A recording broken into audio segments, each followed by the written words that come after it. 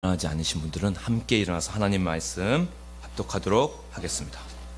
오늘 선포될 말씀 신약성경 고린도후서 12장 7절에서 10절로 함께 하나님 말씀 받들어 올리겠습니다.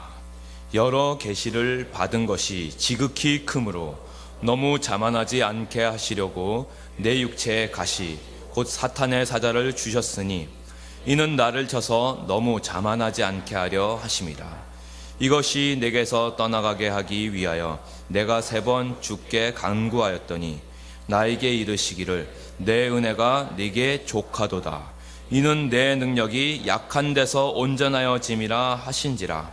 그러므로 도리어 크게 기뻐함으로 나의 여러 약한 것들에 대하여 자랑하리니 이는 그리스도의 능력이 내게 머물게 하려 함이라. 그러므로 내가 그리스도를 위하여 약한 것들과 능욕과 궁핍과 박해와 곤고를 기뻐하노니 이는 내가 약한 그때에 강함이라. 아멘. 자리에 작석해 주십시오. 그리스도인이 사모할 은혜라는 제목으로 하나님 말씀 선포가 있겠습니다.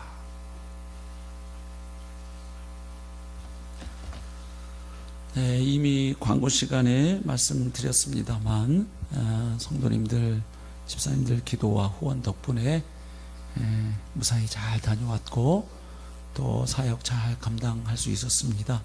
그리고 또 갈 때 예상하지 못했던 현장에 또 그 교회와 선교사님들 필요가 보였는데 또 거기에 이렇게 반응할 수 있었고 주님의 은혜를 성도님들 덕분에 또 이렇게 흘려 보낼 수 있었습니다. 다시 한번 감사를 드립니다.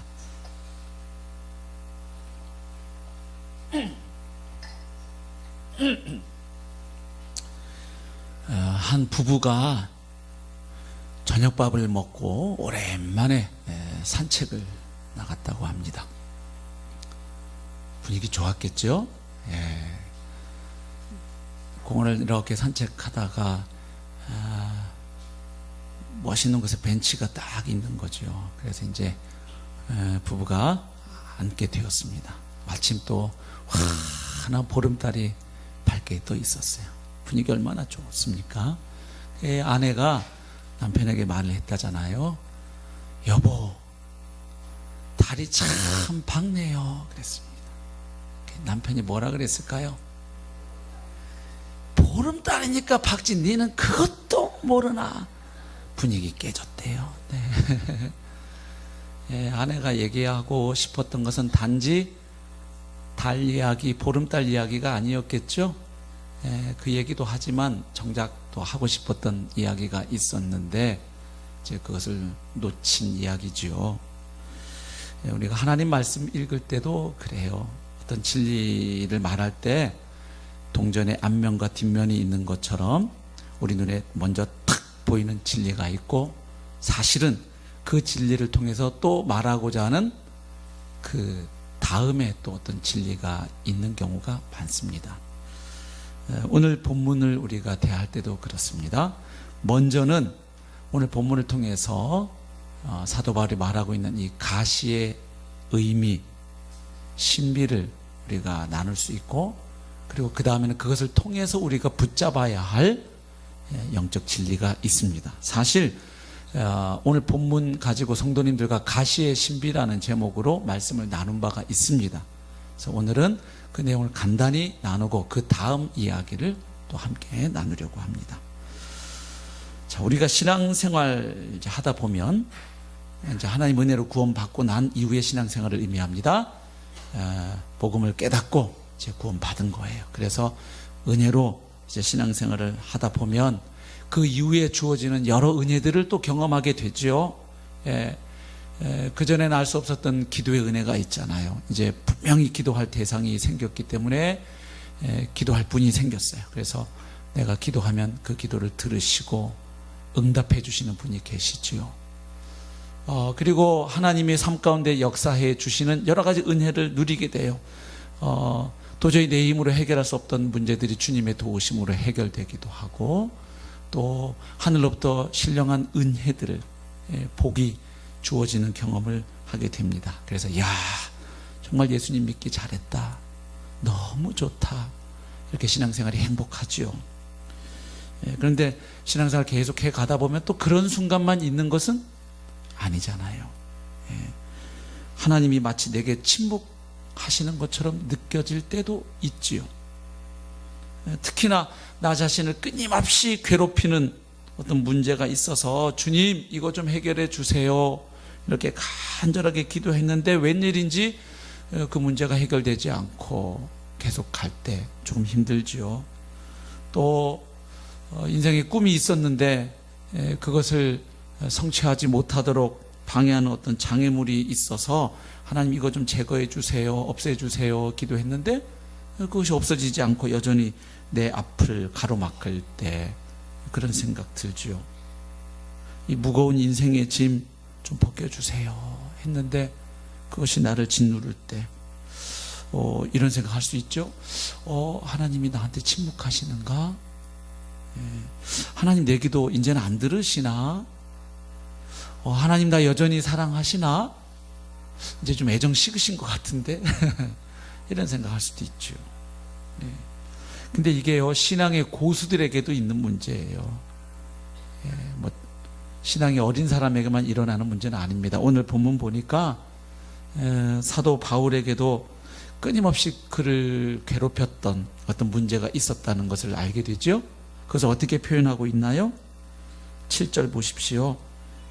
육체에 주어진 가시라고 표현하고 있고요. 더 심하게는 얼마나 그를 괴롭혔던지 사탄의 사자라고 표현합니다. 사탄이 우리를 끊임없이 참 유혹하고 미혹하고 괴롭히려고 하는 것처럼 끊임없이 바울을 힘들게 했기 때문에 가시라고도 표현했고 사탄의 사자라고도 표현하고 있습니다. 여러분 가시에 찔려본 경험 있으세요? 여기 이렇게 조그만 가시 하나 찔리면 그 별거 아닌 것 같아도 온 신경이 어디로 다 가죠? 이끌로 가죠. 계속 그거 뽑아내기 전까지는 끊임없이 고통을 느끼게 되죠. 그러니까 가시란 건 뭐겠어요? 끊임없이 바울을 힘들게 하고 괴롭히고 고통스럽게 하는 어떤 문제였음을 알 수 있죠. 그래서 바울이 그것을 가지고 하나님께 기도하지요. 8절 보면 이것이 내게서 떠나가게 하기 위하여 내가 3번 주께 간구하였다. 3번 간구했다는 것은 그만큼 간절하게 주님께 아뢰었다는 뜻이 되죠. 단지 그냥 1번, 2번, 3번 이 의미가 아니에요. 그만큼 여러 번 간절하게 주님께 그 문제를 아뢰었다는 것이죠. 해결해 주시도록. 그런데 주님으로부터 응답이 왔습니다. 그 응답 온 내용이 9절이죠. 우리는 하나님께 어떤 문제를 아뢰고 기도할 때 내가 원하는 때에 원하는 방식으로 문제가 해결되는 것을 흔히 응답이라고 생각하는데 응답에는 범위가 넓어요. 응답에는 여러 가지가 있어요. 그렇죠? 우리가 원하는 대로 yes 하시는 것도 응답이고 하나님이 보실 때 아닐 때는 no 하시는 것도 응답이에요. 그리고 wait 좀 기다려라. 내가 해주긴 할 건데 지금은 right time이 아니라 조금 더 기다려. 더 좋은 때에 줄게 하시는 경우도 있어요. 자, 이 경우에 바울에게 응답이 왔는데 9절이에요. 나에게 이르시기를 내 은혜가 내게 족하도다. 어떤 느낌일까요? 이미 너에게 주어진 은혜, 지금도 주어지고 있는 내가 너에게 충분하다. 주님이 무슨 말씀하고 계신 걸까요? 이걸 경상도 분들은 됐다 이렇게 하세요. 그죠? 이미 주어진 은혜가 충분하다. 이 말은 지금 바울이 기도한 그 내용은 바울이 원하는 대로 해결해 주지 않으실 의향이로구나 이렇게 짐작할 수 있어요.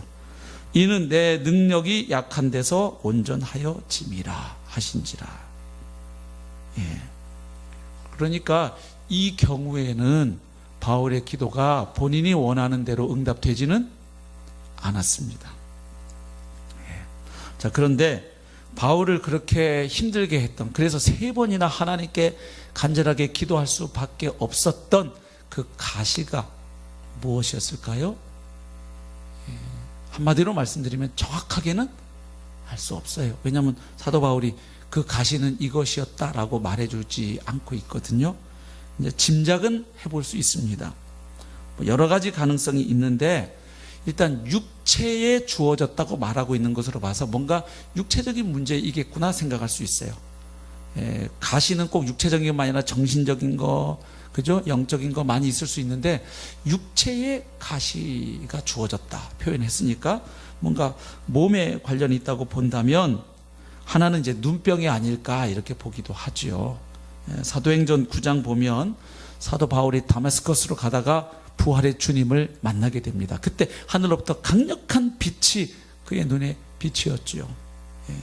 그래서 아마도 그 빛이 너무나 강렬했기 때문에 그 이후로 바울은 눈병 혹은 안질에 시달리지 않았을까 이렇게 추측해 보는 것입니다. 갈라디아 4장 15절 보면 너희가 할 수만 있었더라면 너희의 눈이라도 빼어서 나에게 주었을 것이다 이렇게 말해요. 그러니까 갈라디아 교회 성도들에게 하는 말입니다. 그러니까 바울이 평소에 눈 때문에 꽤 고생하고 있었다는 것을 짐작할 수 있죠. 그래서 너희들이 가능하기만 했다면 이렇게 눈 때문에 고생하는 나를 위해서 너희들의 눈을 빼어줄 만큼 너희들이 나를 생각하는 거 내가 안다 이제 그 말이지요. 또 갈라디아 6장 11절 보면 너희에게 이렇게 큰 글자로 쓴 것을 보라. 그러니까 바울 자신이 써서 보냈다는 것을 확인시켜 주는데 마지막 부분, 그 앞에는 누구 대필했는지 모르지만 끝부분에는 바울이 직접 친필로 크게 글씨를 썼어요. 왜 그랬을까요? 눈이 나쁘니까. 저도 요즘 큰 글씨 성경만 보면 그렇게 마음이 따뜻해져요. 아주 은혜가 넘칩니다.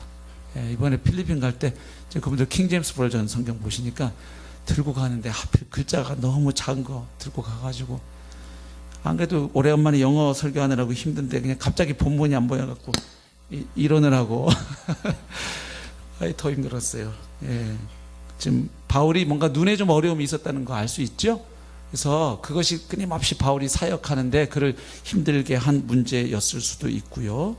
또 하나는 갈라디아서 4장 13절 보면 내가 처음에 육체의 약함으로 말미암아 너희에게 복음을 전한 것을 너희가 아는 바라 이런 구절이 있거든요. 그래서 아마도 1차 전도 여행 때 바울이 버가에서 말라리아에 걸려가지고 안디옥으로 급히 이제 돌아왔을 것으로 추정을 합니다. 그래서 이 말라리아 후유증이 아닐까 혹은 그로 인한 간질 같은 것이 아니었을까 뭐 이렇게 추정하기도 합니다. 중요한 것은 그가 말한 가시가 무엇이었느냐 하는 것이 아니고 그것이 바울을 매우 힘들게 했다는 거예요.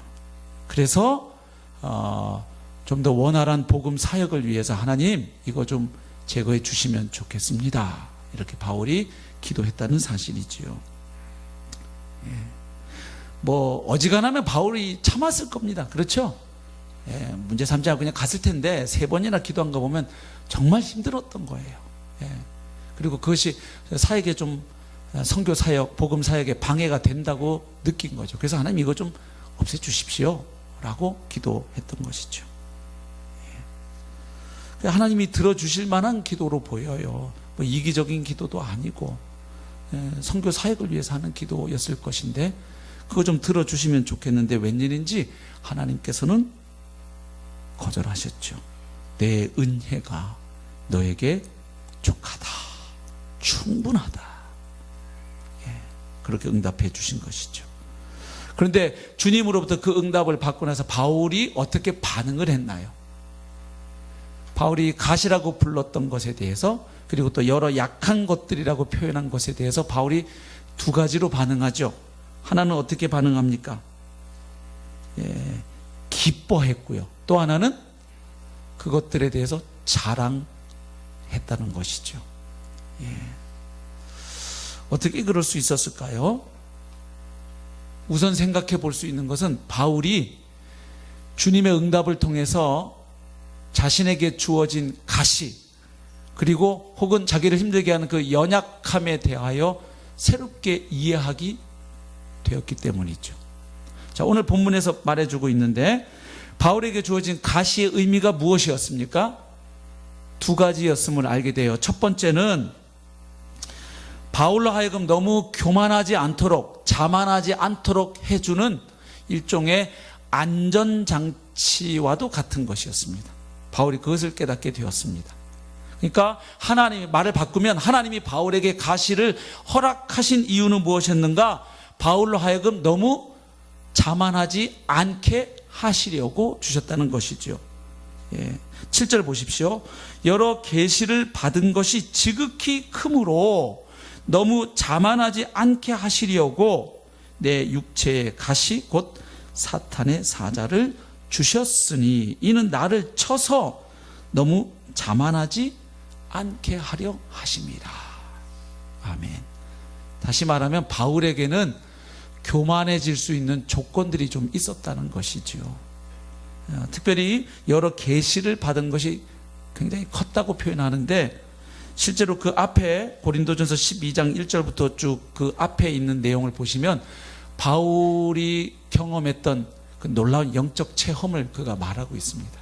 그러니까 바울은 다른 사람들 또 다른 사도들이 경험하지 못한 놀라운 신비한 영적 체험을 했습니다. 하나님의 은혜였지요. 그리고 복음뿐만 아니라 여러 가지 교회의 비밀이라든지 여러 가지 놀라운 계시를 받았습니다. 그것이 너무 컸어요.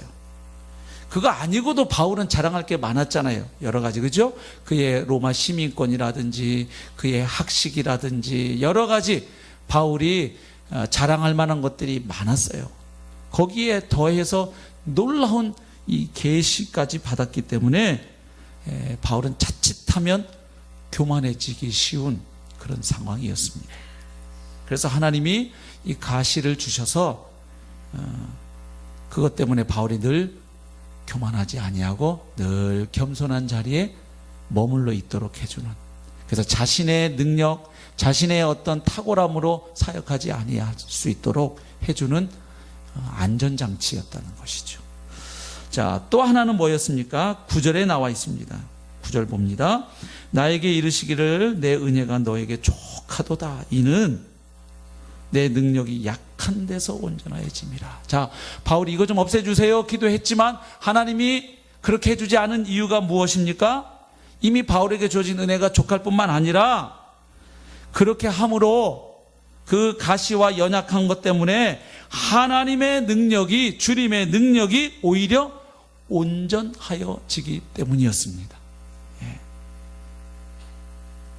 다시 말하면 바울에게 주어진 가시는 주님의 능력이 바울 위에 계속 머물러 있게 해주는 일종의 충전 장치와도 같은 것이었다. 이렇게 표현해 볼 수 있다는 것이죠.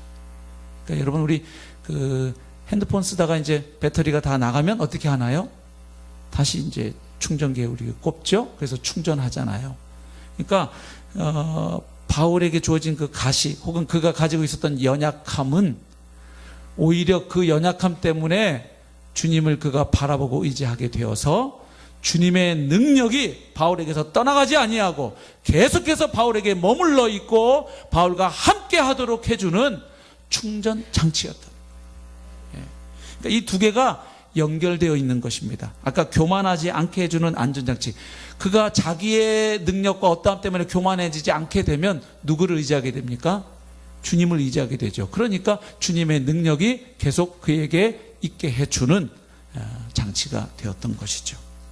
그래서 바울은 이 주님의 응답을 통해서 자신에게 주어진 가시의 의미, 자기가 가지고 있는 그 연약함의 의미를, 그것을 허락하신 주님의 섭리를 깨닫게 된 것이죠. 그래서 어떻게 했냐면 오히려 이제는 그 가시로 인하여 그 연약한 것들에 대하여 기뻐할 수 있었고 자랑할 수 있었던 것입니다. 그러니까 그 주님의 마음을 안 거죠. 그러니까 이런 거 아니겠어요? 바울아, 나는 너를 너무 아끼고 사랑해. 그래서 나는 너와 계속 함께하고 싶구나. 그리고 나의 복음을 영화롭게 하는 일에, 그리고 나의 교회를 세우는 일에, 나의 나라를 세워가는 일에 너를 좀 계속 쓰고 싶다.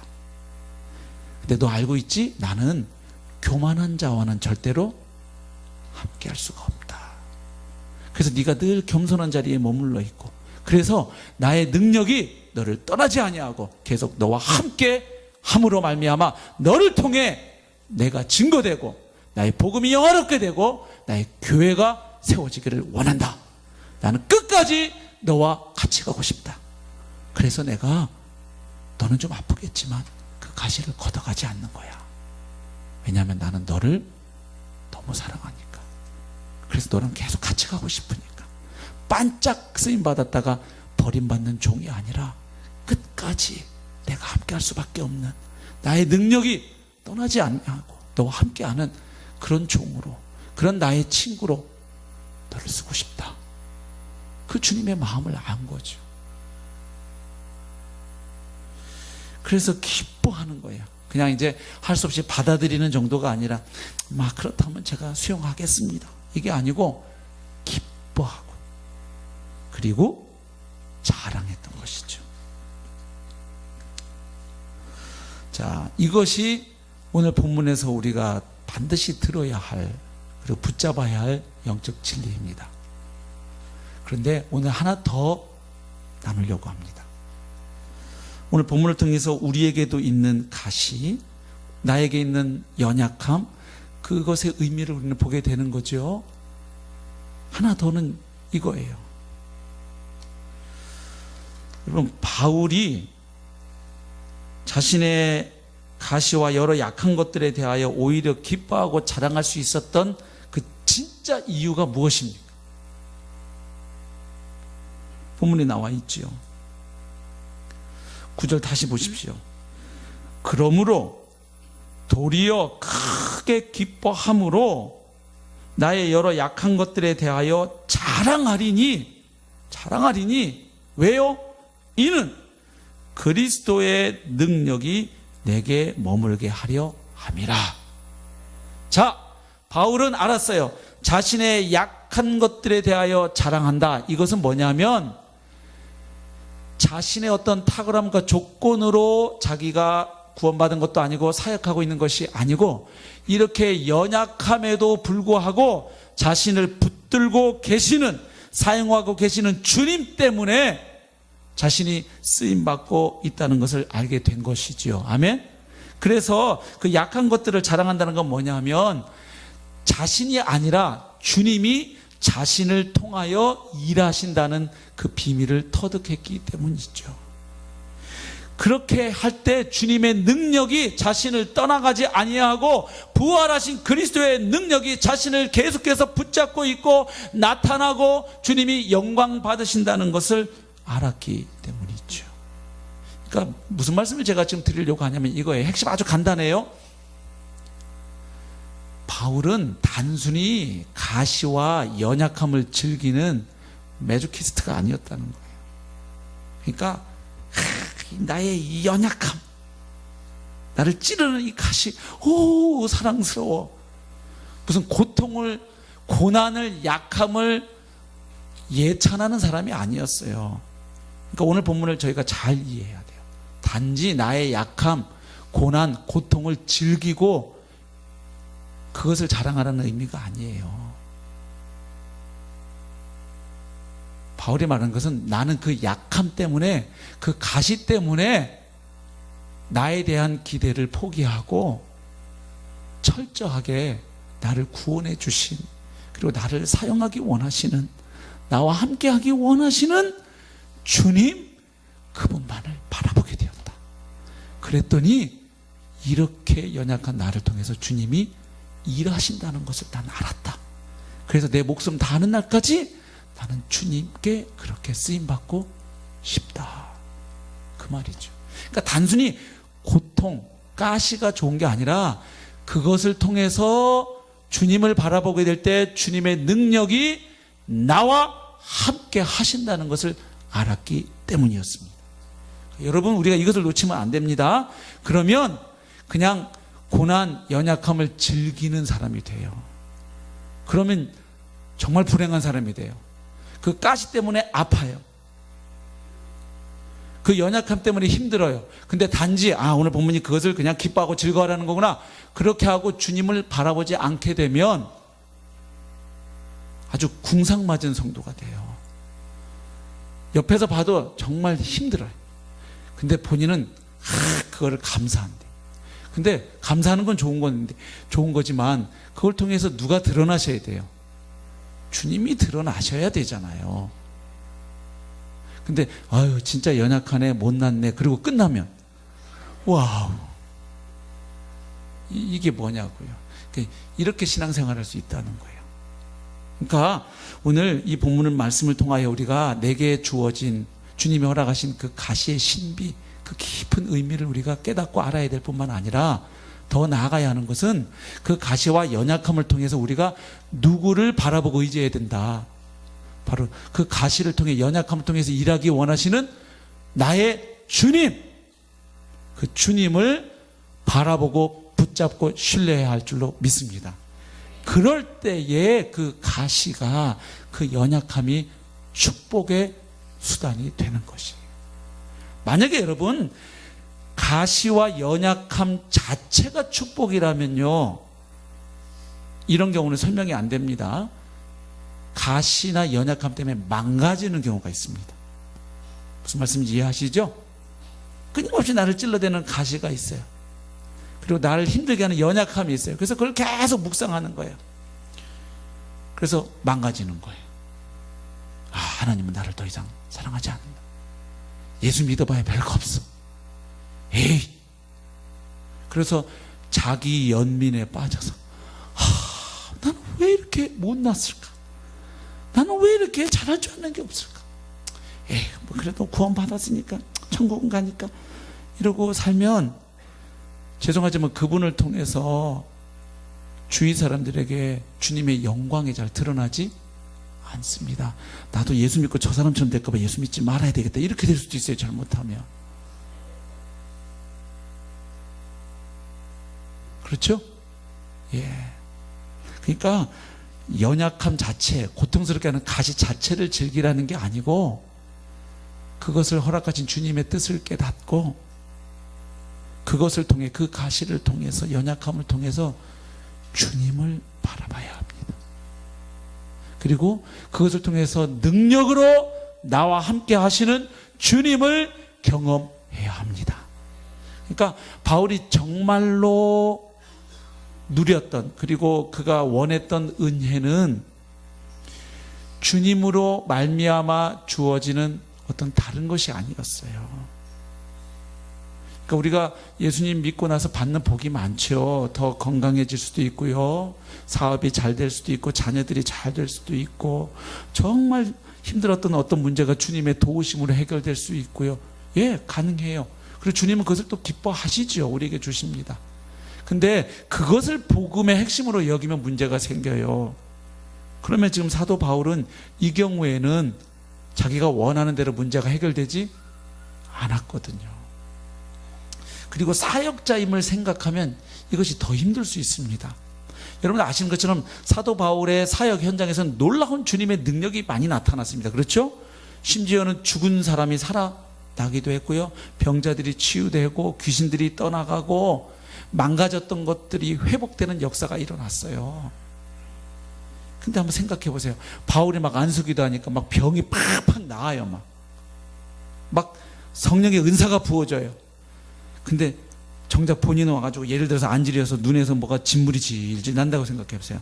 막 그가 안수하면 다른 사람은 안 돼. 본인은 막 질질 할렐루야 이렇게 좀 폼이 안 나지 않아요? 예.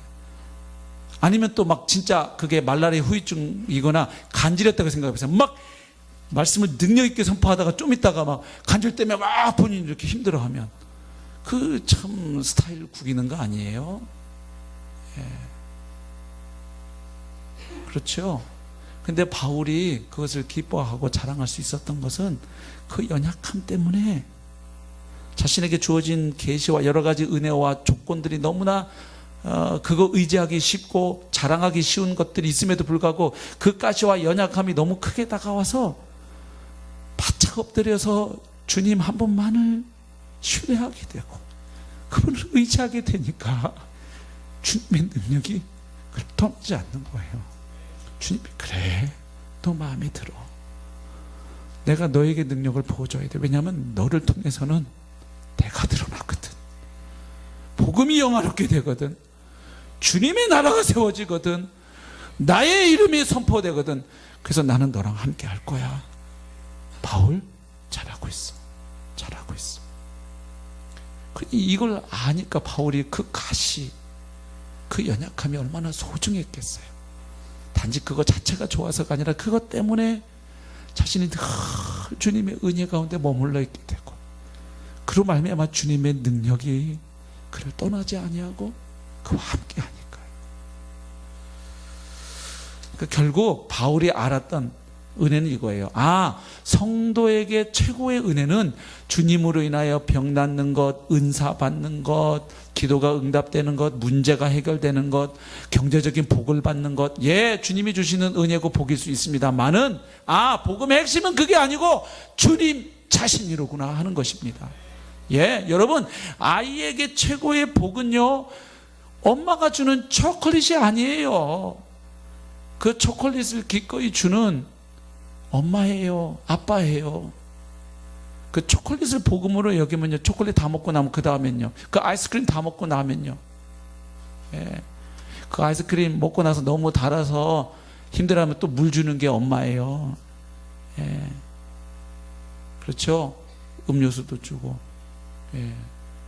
그러니까 복음의 핵심은 예수님 믿어서 우리가 받게 되는 복, 혜택, 또 문제 해결이 아니라 주님 자신입니다. 그분 안에 모든 것이 다 있기 때문입니다. 예. 하나님이 자기 아들을 십자가에 내어 주신 것이 복음의 핵심입니다. 하나님은 우리를 구원하기 위해서 우리의 어떤 문제 하나를 해결해 주신 것이 아니고 자신을 내어 주셨습니다. 할렐루야. 예. 그러니까 구원받기 전에 사모해야 할 최고의 은혜는 뭐냐? 복음을 듣고 하나님의 은혜로 말미암아 그 복음의 신비를 깨닫고 예수 그리스도를 구주와 주님으로 믿어서 약속하신 죄사함과 구원의 은혜를 받는 것입니다. 아멘? 그러면 그 구원의 은혜를 받은 성도가 또 사모해야 할 은혜는 무엇입니까? 그 나를 구원하신 그 주님이 계속해서 나와 생명으로, 능력으로 함께해 주시는 것입니다. 예, 그것이 우리가 사모할 은혜예요.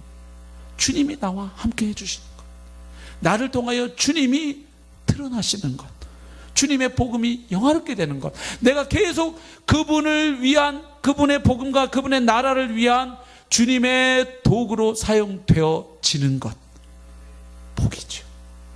그래서 바울은 빌립보서 1장 20절에서 이렇게 고백합니다. 나의 간절한 기대와 소망을 따라 아무 일에든지 부끄러워하지 아니하고 지금도 전과 같이 온전히 담대하여 살든지 죽든지 내 몸에서 그리스도가 존귀하게 되게 하려 하나니, 이는 내게 사는 것이 그리스도니 죽는 것도 유익함이라. 아멘. 그러니까 바울이 알았던 신비는 이거죠. 죽는 거, 사는 거, 내가 원하는 대로 문제가 척척 풀리고 일이 해결되는 것, 꼬이는 것, 이게 중요한 게 아니라 일이 되든 저리 되든 나를 통하여 그리스도가 존귀히 드러나고 주님의 복음이 영화롭게 되고 주님의 나라가 세워지면 그것이 나에게 가장 큰 기쁨이고 최고의 복이로구나 하는 사실입니다. 그러니까 살든지 죽든지 내 몸에서 그리스도가 존귀하게 되게 하려 하나니, 무슨 이야기입니까? 내가 살아있음으로 주님이 존귀히 여겨지게 되면 오케이. 근데 이제 이 순간에는 내가 죽는 것을 통해서 주님이 존귀히 여겨지게 되면 그것도 오케이. 그러니까 중요한 것은 사냐 죽으냐, 내가 원하는 대로 이 되냐 안 되냐가 아니라 그 상황을 통해서 주님이 존귀히 여겨지시는가, 주님이 영광 받으시는가, 주님이 드러나시는가, 복음이 영화롭게 되는가, 주님의 나라가 세워지는가 하는 것이죠. 우리에게도 이것이 최고의 은혜가 되기를 바랍니다. 예. 주님 통해서 병 낫고 내가 원하는 문제 해결되고 꼬인 문제 풀어지고, 예, 그런 은혜 제가 없다고 말씀드리는 거 아니에요. 있어요. 틀림없이 있어요. 그리고 주님은 또 그런 은혜와 복을 우리에게 주기를 기뻐하시는 분이세요. 그거 주시고 배아파하는 그런 쪼잔한 하나님 아니세요. 하나님 우리에게 복 주기를 원하시죠. 그러나 우리가 놓치지 말아야 할 것은, 우리가 사모해야 할 최고의 은혜는 주님으로 말미암아 문제가 해결되고, 주님으로 말미암아 어떤 것이 주어지는 것이 아니라 그 모든 것을 허락하시고 가능케 하시는 주님, 그 주님이 나와 함께 해 주시는 것, 그 주님의 능력이 나에게 머물러 있는 것, 그것이 우리가 사모해야 할 은혜인 줄로 믿습니다. 예.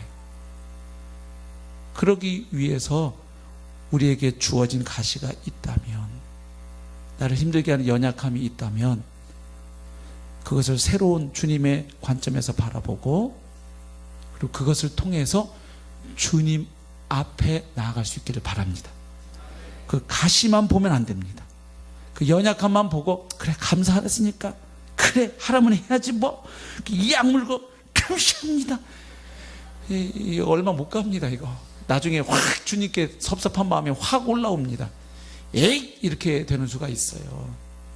예, 그래서 오늘 우리가 다시 한번 기도할 제목은, 주님 저에게도 가시가 있어요. 주님 저에게 이런 연약함이 있어요. 힘들어요. 근데 주님 혹시 그것이 주님이 주신 또 다른 은혜이고 복이라면 제가 그것을 통해서 오늘 다시 주님 보기 원합니다. 제가 아니라 주님만을 신뢰하기 원합니다. 그래서 주님의 능력이 나와 함께하고, 그래서 내가 사역하고 움직이고 어떤 일을 성취할 때마다 영광 받으시는 분은 주님이 되기를 원합니다. 그래서 주님이 그런 나를 기뻐하시고 계속 그래 너 참 잘하고 있어. 내가 너 같은 놈을 복 주지 않으면 내가 누구를 복을 주겠니? 그래 너 참 마음에 든다. 너 최고의 복이 나인 거 알지? 내가 너와 함께한다. 내가 능력으로 함께 해줄게. 기쁨으로 함께 해줄게. 평강으로 함께 해줄게. 이 세상이 알 수 없는 안식으로 너와 함께 해줄게. 그렇게 이 땅에서 살다가 나와 함께 영원한 천국으로 입성하자. 주님의 그 음성 듣게 되시기를 주님의 이름으로 축복합니다. 바울처럼 우리를 통하여 주님이 영광 받으시고 복음이 영화롭게 될 수 있기를. 그래서 우리 주변의 사람들도 우리를 볼 때, 아, 저 사람에게 주어진 그 가시도, 그 연약함도 하나님이 주신 놀랍고 신비한 축복이었구나, 이것이 분명해질 수 있기를 소망합니다. 우리 함께 찬송하겠습니다. 거룩한